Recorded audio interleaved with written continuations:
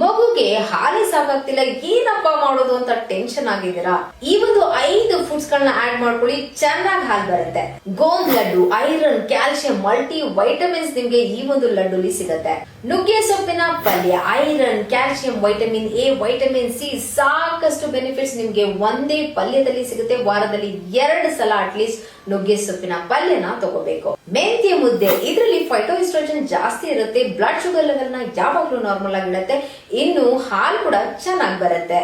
ಸಬ್ಸಿಗೆ ಸೊಪ್ಪು ಮತ್ತೆ ಹೆಸರು ಬೇಳೆನ ಹಾಕಿ ಒಳ್ಳೆ ಪಲ್ಯನ ಮಾಡ್ಕೊಂತೀನಿ ಅಥವಾ ಬಸ್ಸಾರ್ನ ಮಾಡ್ಕೊಂತೀನಿ. ಇದರಿಂದ ಐರನ್, ಮೆಗ್ನೀಷಿಯಂ, ಇನ್ನು ಬೋನ್ಸ್ ಕೂಡ ತುಂಬಾನೇ ಸ್ಟ್ರಾಂಗ್ ಆಗಿರುತ್ತೆ, ಇನ್ನು ಡೈಜೆಷನ್ ಕೂಡ ಚೆನ್ನಾಗಾಗುತ್ತೆ. ಲಾಸ್ಟ್ ಒಂದು ಸಣ್ಣ ಟಿಪ್ಸ್ ಏನಪ್ಪಾ ಅಂದ್ರೆ, ಊಟ ಆದ್ಮೇಲೆ ಸೋಂಪು ಕಾಳನ್ನ ಚೆನ್ನಾಗಿ ಅಗದು ನುಂಗೋದ್ರಿಂದ ಅದರಿಂದನೂ ಕೂಡ ನಿಮ್ಗೆ ಒಳ್ಳೆ ಹಾಲು ಬರುತ್ತೆ. ಈ ಒಂದು ಟಿಪ್ಸ್ ಗಳನ್ನ ಫಾಲೋ ಮಾಡೋದ್ರಿಂದ ಹಾಲಿಲ್ಲ ಅನ್ನೋ ಒಂದು ಟೆನ್ಷನ್ ಕೂಡ ಇರೋದಿಲ್ಲ.